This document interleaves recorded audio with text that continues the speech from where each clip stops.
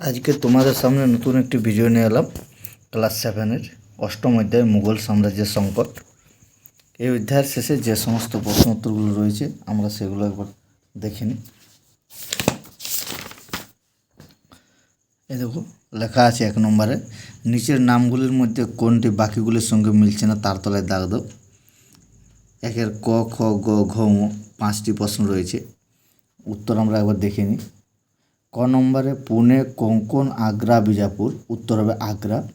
খ নম্বরে হচ্ছে বান্দা বাহাদুর, আফজল খাঁ, শায়েস্তা খাঁ, মুয়াজ্জম, উত্তর হবে বান্দা বাহাদুর। গ নম্বরে হচ্ছে অষ্টপ্রধান, বর্গী, মাবলে, খালসা, উত্তর হবে খালসা। ঘ নম্বর হচ্ছে রামদাস, তেগ বাহাদুর, জয় সিং, হরগোবিন্দ, উত্তর হবে জয় সিং। ও নম্বর হচ্ছে কেশ, কৃপান, কলম, গঙ্গা, উত্তর হবে গঙ্গা। 2 নম্বরে ক স্তম্ভের সঙ্গে খ স্তম্ভে মিলিয়ে লেখো।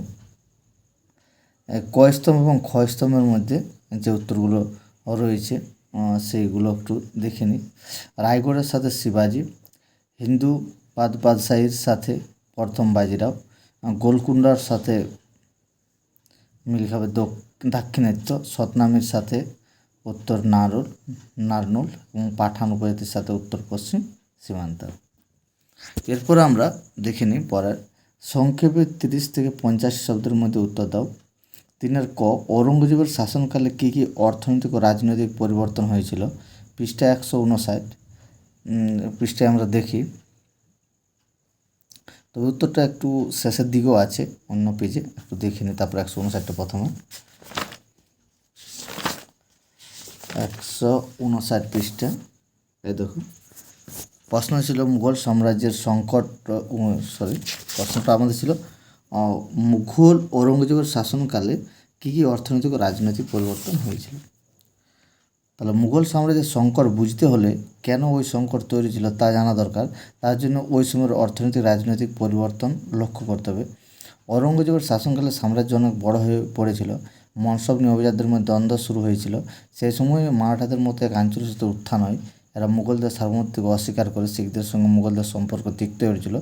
এতদিন ধরে মুঘলরা নিজেদের যে সর্বোচ্চ ক্ষমতার অধিকারী হিসাবে প্রতিষ্ঠা করেছিল সেই ধারণায় আঘাত করা হয়।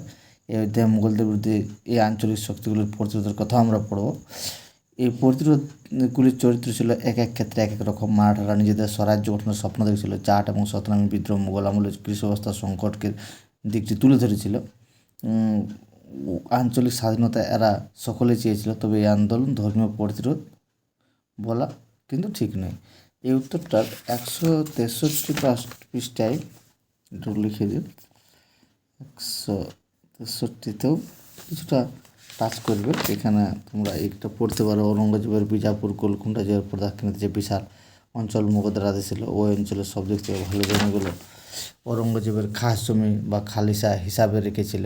সেগুলি জায়গির হিসাবে দেওয়া হতো না, খাস জমি সরাসরি কেন্দ্রীয় কোষাগারে জমা হতো। এভাবে তোমরা নিজের ভাষায় এগুলো লিখতে পারো। সুতরাং জমির অভাব ছিল না, তবে জায়গির হিসাবে দেওয়া যায়, এরকম ভালো জমির পরিমাণ কমে গিয়েছিল। মুঘল শাসকরা নতুন প্রযুক্তির ব্যবহার করে জমির উর্বরতা বাড়াতে পারেননি, ফলে এই সমস্যা আরও গভীর হয়েছিল। এই উত্তরটা তোমরা নিজের ভাষায় লেখার চেষ্টা করবো। ঔরঙ্গজেবের শাসনকালে কী কী অর্থনৈতিক ও রাজনৈতিক পরিবর্তন হয়েছিল একটু ভালোভাবে পড়ে নেবে। 159 পৃষ্ঠা 163 পৃষ্ঠা, তারপরে তোমরা নিজেদের মতন করে লেখার চেষ্টা করবে বা পড়াটা পড়ার পরও তোমরা লিখে নিতে পারো। কবে কাদের মধ্যে পুরন্দরের সন্ধি হয়েছিল? এই সন্ধির ফল কী হয়েছিল? 160 পৃষ্ঠায় দেখি। তাহলে এই যে 3-এর খ আমাদের দিয়েছি, ঔরঙ্গজেব শিবাজীকে দমন করতে শায়েস্তা খাঁ, মুয়াজ্জম এবং মির্জা রাজা জয়সিংকে পাঠান। জয়সিং 1665 খ্রিস্টাব্দে শিবাজীকে পুরন্দরের সন্ধি স্বাক্ষর করতে বাধ্য করেন। এই চুক্তি অনুযায়ী শিবাজী মুঘলদের 23টি দুর্গ ছেড়ে দিতে বাধ্য হন। এটা হলো কয়ের উত্তর। এবার 3-এর গয়ের উত্তর আমাদের রয়েছে, জাটদের সঙ্গে মুঘলদের সংঘাত কেন বেঁধেছিল? এটা 162 পেজে আছে। আমরা 162 পেজ দেখে নিই একটু। 162 পেজ। দিল্লি আগ্রা অঞ্চলে জাটরা ছিল প্রধানত কৃষক, তাদের মধ্যে অনেকে আবার জমিদারি ছিল। রাজস্ব দেওয়া নিয়ে জাহাঙ্গীর ও শাহজাহান আমল তাদের সঙ্গে মুঘলদের সংঘাত হতো। ঔরঙ্গজেব আমলে তারা স্থানীয় এক জমিদারের নেতৃত্বে জোটবদ্ধ হয়ে বিদ্রোহ করে। আবার 3-এর ঘ দেখো, আমাদের 3-এর ঘ রয়েছে, 3 ঘয়ে রয়েছে শিবাজির সঙ্গে মুঘলদের দ্বন্দ্বের কারণ কী ছিল, 160 পৃষ্ঠায় তোমরা উত্তরটা দিয়ে পেতে পারো। শিবাজির নেতৃত্বে মারাঠাদের উত্থান ছিল কেন্দ্রীয় শাসনের বিরুদ্ধে একটি বড়সড় প্রতিরোধ আন্দোলন। শিবাজি একটি সুপরিকল্পিত এবং স্বাধীন শাসন ব্যবস্থার সূচনা করেন। রায়গড়ে তার অভিষেক হয় 1674 খ্রিস্টাব্দে, অর্থাৎ অন্যান্য মারাঠা সর্দারদের থেকে তিনি যে আলাদা সেটাই প্রমাণিত হলো। তার 8জন মন্ত্রীকে বলা হতো অষ্টপ্রধান। তাদের মধ্যে প্রধান ছিলেন পেশোয়া। মারাঠারা নিজেদের রাজ্যকে বলতো স্বরাজ্য। স্বরাজ্যের বাইরে মারাঠা সেনারা আশেপাশের মুঘল এলাকাগুলি আক্রমণ করে সেখান থেকে কর আদায় করতো। যেসব সৈনিক মারাঠা রাজ্যে স্থায়ীভাবে চাকরি করতো তাদের বলা হতো বর্গী।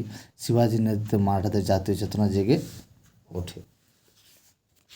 আর 3 ঘয়ের উত্তর। তারপরে তোমার 3 আছে, দেখো বিজাপুর ও গোলকুন্ডা জয়ের ফলে মুঘলদের কী সুবিধা হয়েছিল, 63-64 পৃষ্ঠায় দেখো রয়েছে। ঔরঙ্গজেবের বিজাপুর ও গোলকুন্ডা জয়ের পর দাক্ষিণাত্যের বিশাল অঞ্চল মুঘলদের হাতে এসেছিল। ওই অঞ্চলের সব থেকে ভালো জমি ঔরঙ্গজেব খাস জমি বা খালিসা হিসাবে রেখেছিলেন। সেগুলি জায়গির হিসাবে দেওয়া হতো না। খাস জমি রাজস্ব সরাসরি কেন্দ্রীয় কোষাগারে জমা হতো। সুতরাং জমির অভাব ছিল না, তবে জায়গির হিসাবে দেওয়া যায়। এরকম ভালো জমির পরিমাণ কমে গিয়েছিল। মুঘল শাসকরা নতুন প্রযুক্তির ব্যবহার করে জমির উর্বরতা বাড়াতে পারেননি, ফলে এই সমস্যা আরও গভীর হয়েছিল। তাহলে এটা 3 ক, খ, গ, ঘ, ঙ যে 5টা প্রশ্ন রয়েছে, সেই 5টা প্রশ্ন আমরা উত্তর মোটামুটি করলাম। প্রথম যে প্রশ্ন রয়েছে সেটা 159, 63 এবং 164 পৃষ্ঠা তোমাদের হালকা করে তোমরা পড়ে নেবে।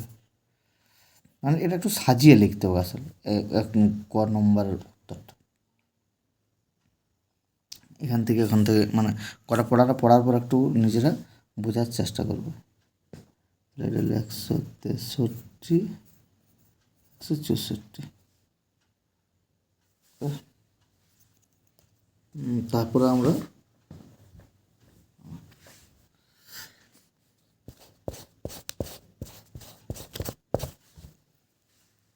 দেখে নিই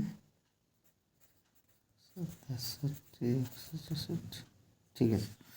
এরপরে আমরা পরবর্তীকালে যে অন্য প্রশ্নগুলো রয়েছে সেগুলো করি। মুঘলদের বিরুদ্ধে শিখরা কীভাবে নিজেদের সংগঠিত করেছিল, 161-62 পৃষ্ঠায়। শিখদের সঙ্গে জাহাঙ্গীর এবং শাহজাহানের আমলে মুঘলদের সংঘাত হয়। এই সংঘাতের চরিত্র ছিল রাজনৈতিক। শিখরা তাদের গুরুর প্রতি অনুগত ছিল, তাই নিয়ে অনেক সময় মুঘল রাষ্ট্রের সঙ্গে শিখদের সংঘাত বেঁধে যেত। খ্রিস্টীয় ষোড়শ শতকের শেষের দিকে 4র্থ গুরু রামদাসের ছেলে অর্জুন দেব শিখদের গুরু হন। এ সময় থেকে শুরু হলো বংশানুক্রমিকভাবে গুরু নির্বাচন করা। গুরু অর্জুনের ছেলে হরগোবিন্দ একসঙ্গে 2টি তলোয়ার নিতেন। তিনি বোঝাতে চাইতেন যে শুধু ধর্মের ক্ষেত্রেই নয়, রাজনৈতিক ক্ষমতা তার আছে। অর্থাৎ বুঝতেই পারছো শিখদের উত্থান একটা স্বাধীন শক্তির উত্থানের মতো হয়ে উঠেছিল। মুঘল সরকারের পক্ষে তা মেনে নেওয়া সম্ভব ছিল না। নবম শিখ গুরু তেগ বাহাদুর ঔরঙ্গজেব ধর্মনীতির বিরোধিতা করেন, কিন্তু শুধু ধর্মীয় কারণে মুঘল শিখ সংঘাত হয়নি। এক কথা প্রচলিত যে তেগ বাহাদুর এক পাঠানের সঙ্গে হাত মিলিয়ে পাঞ্জাবে মুঘল শাসনের বিরোধিতা করেছিলেন। তেগ বাহাদুরকে বন্দি করে মুঘলরা হত্যা করে। এই ঘটনার পর শিখরা পাঞ্জাবের পাহাড়ি এলাকায় চলে যায় এবং সেখানে 10ম শিখ গুরু গোবিন্দ সিংয়ের নেতৃত্বে সংঘবদ্ধ হয়। তারপরে 4 খ দেখি আমরা। সেখানে আছে মুঘল যুগের শেষ দিকে কৃষি সংকট কেন বেড়ে গিয়েছিল, এই কৃষি সংকটের ফল কী ছিল, 162-63 পৃষ্ঠা রয়েছে। আমার তাহলে দেখিলি 4 গ, 4 কী সংকট, 4 খ, 4 খ আছে 162-63 পৃষ্ঠা। দেখো 4 খ। দিল্লি আগ্রা অঞ্চলে জাটরা ছিল প্রধানত কৃষক, তাদের মধ্যে অনেকে আবার জমিদারও ছিল। রাজস্ব দেওয়া নিয়ে জাহাঙ্গীর ও শাহজাহান আমলে তাদের সঙ্গে মুঘলদের সংঘাত হতো। ঔরঙ্গজেবের আমলে তারা স্থানীয় এক জমিদারের নেতৃত্বে জোটবদ্ধ বিদ্রোহ করে জাটরা একটি পৃথক রাজ্য গঠন করতে চেয়েছিল। মুঘলদের বিরুদ্ধে জাট পরিচিত ছিল একদিকে কৃষক বিদ্রোহ, অন্যদিকে একটি আলাদা গোষ্ঠী পরিচয় জাটরা একজোট হচ্ছিল। মথুরা গাছের নারনোল অঞ্চলে একদল কৃষক মুঘল সাম্রাজ্যের বিরুদ্ধে অস্ত্র ধরে। এরা ছিল সতনামী নামে একটি ধর্মীয় গোষ্ঠীর মানুষ। উত্তর পশ্চিম সীমান্তে পাঠান উপজাতিরা মুঘলদের বিরুদ্ধে বিদ্রোহ করেছিল। এই সমস্ত বিদ্রোহগুলি আসলে মুঘল প্রশাসনের কেন্দ্রীয় স্বৈরাচার বিরোধী আন্দোলন। তাছাড়া ঔরঙ্গজেবের সময়তে কৃষি সংকট বেড়ে গিয়েছিল, সেটিও ছিল এই বিদ্রোহগুলির একটি কারণ। তারপর আমাদের 4 গ, আমরা দেখল মুঘল যুগের শেষ দিকে জাগিরদারি ও মনসবদারি ব্যবস্থায় কেন সংকট তৈরি ছিল, মুঘল সাম্রাজ্যের উপর এই সংকটের কী প্রভাব পড়েছিল। তাহলে জাগিরদারি ও মনসবদারির সংকট কারণ ও তার প্রভাব। শাহজাহানের সময় থেকে মনসবদারি ও জাগিরদারি ব্যবস্থার সমস্যা দেখা দেয়। অনেক ক্ষেত্রে মনসবদারদের তাদের পদ অনুযায়ী বা যা বেতন পাওয়ার কথা তা দেওয়া যেত না। অনেক সময় আবার কৃষক বিদ্রোহের কারণে রাজস্ব আদায় করা যেত না। এছাড়া দুর্নীতি নিয়ন্ত্রণ করাও সবসময় সম্ভব হচ্ছিল না। মনসবদারদের বেতন না পেলে তাদের যতজন ঘরসোয়ারের দেখাশোনা করার কথা ততজনের দেখাশোনা করা যেত না। অর্থাৎ খাতায় কলমে হিসাবের সঙ্গে আসলে যা হচ্ছে তার তফাৎ বেড়েই চলেছিল। ঔরঙ্গজেবের সময় এই সমস্যা আরও বেড়েছিল। জাগিরদারি এবং মনসবদারি সংকটের সঙ্গে যুক্ত সে যুগের কৃষি সংকট। এই সময় ফসল উৎপাদন বেড়েছিল, কিন্তু কৃষির উপর নির্ভরশীল মানুষের সংখ্যা অনেক বেড়ে গিয়েছিল। দাক্ষিণাত্যের যুদ্ধের সময় রাজস্ব আদায়ের জন্য মুঘল মনসবদাররা মারাঠা সর্দারদের সাহায্য নিত। তার মানে ওই সব অঞ্চলে মুঘলদের নিয়ন্ত্রণ আলগা হয়ে গিয়েছিল। এদিকে খ্রিস্টীয় সপ্তদশ শতকে আবার জিনিসপত্রের দাম বেড়ে যায়। এই মূল্যবৃদ্ধির কারণে অভিজাতরা চাইলেন জমি থেকে তাদের আয় আরও বাড়াতে। তারা জমিদারদের এবং কৃষকদের উপর চাপ বাড়াতে থাকে। কৃষকরাও বিদ্রোহের পথ বেছে নেয়। অনেক সময় জমিদারও তাদের মদদ দিত। কোনো সময় কৃষক রাজস্ব না দিয়ে গ্রাম ছেড়ে পালিয়ে যেত। তখন তাদের জমিতে চাষ হতো না। চাষ না হলে রাজস্ব আদায় করা যাবে না। তাই যেসব মনসবদাররা এইসব জমিতে জায়গির পেত তারাও ভালোভাবে ঘরসংসার ভরণ পোষণ করতে পারত না। এটা হয়ে গেল 4-এর গয়ের উত্তর। এরপর আমাদের রয়েছে 4-এর ঘ। সম্রাট ঔরঙ্গজেবের শাসনকালে মুঘল সাম্রাজ্যের সামগ্রিক অবস্থা বিষয়ে মতামত দাও। তাহলে এটা মোটামুটি 159 থেকে 64 পর্যন্তই তোমরা এরা নিজের মতন করে এই পড়াটা পড়ে নেবে। এই যখন ইন্ট্রোডাকশন গড়ার কথা এখানে যে আছে, মুঘল সাম্রাজ্যের সংকট গড়ার কথা এখানে যে প্রথমেই আছে। মুঘল সাম্রাজ্যের সংকট বুঝতে হলে কেন এই সংকট তৈরি ছিল তা জানা দরকার। তার জন্য ওই সময়ের অর্থনৈতিক রাজনৈতিক পরিবর্তন লক্ষ্য করতে হবে। ঔরঙ্গজেবের শাসনকালে সাম্রাজ্য অনেক বড় হয়ে পড়েছিল। মনসব নিয়ে অভিজাতদের মধ্যে দ্বন্দ্ব শুরু হয়েছিল। সেই সময় মারাঠাদের মতো ওই অঞ্চলে শক্তি উত্থান হয়। এরা মুঘলদের সার্বভৌমত্বকে অস্বীকার করে শিখদের সঙ্গে মুঘলদের সম্পর্ক তিক্ত হয়ে উঠেছিল। এতদিন ধরে মুঘল নিজেদের যে সর্বোচ্চ ক্ষমতাধিকারী হিসাবে প্রতিষ্ঠা করেছিল সেই ধারণা আঘাত করা যায়। এই অধ্যায়ে মুঘলদের বিরুদ্ধে এই আঞ্চলিক শক্তিগুলির প্রতিরোধের কথাই আমরা পড়ব। এই প্রতিরোধগুলির চরিত্র ছিল এক এক ক্ষেত্রে এক এক রকম। মারাঠা নিজেদের স্বরাজ্য গঠনের স্বপ্ন দেখেছিল। জাট এবং সতনামের বিদ্রোহ মুঘল আমলে কৃষি ব্যবস্থার সংকটের দিকটি তুলে ধরেছিল। আঞ্চলিক স্বাধীনতা এরা সকলেই ছিল। তবে এই আন্দোলনগুলি ধর্মীয় প্রতিরোধ বলা কিন্তু ঠিক নয়। এটা 4-এর মোটামুটি আমাদের যে লাস্টের ঘ, 4-এর ঘ মানে এটা তোমরা এটা গোটায় পড়বে এবং পড়ার পরে সেটা থেকে একটা নিজে করার চেষ্টা করবে। মানে গোটা পড়ার পর সংক্ষেপে লেখার চেষ্টা করবে। যে প্রশ্ন উত্তরগুলো করে দিলাম আশা করি তোমাদের কাজে লাগবে। আর এগুলো নিজের ভাষায়ও কিছুটা তোমরা লিখে নিতে পারো। এগুলো তো মোটামুটি বই আমি যেখানে আছে সেগুলো হালকা বললাম। এবার তোমরা নিজেদের মতো পড়ে নিয়ে সেগুলো তোমরা নিজেদের মতো করে সাজিয়ে লিখে নেবে। ঠিক আছে, অনেক ধন্যবাদ আমার ভিডিওটি দেখার জন্য। এর পরবর্তীকালে অন্য যে চ্যাপ্টার রয়েছে সেই চ্যাপ্টারের অধ্যায়ের প্রশ্ন উত্তর নিয়ে আসবো। থ্যাংক ইউ, সবাই ভালো থাকো।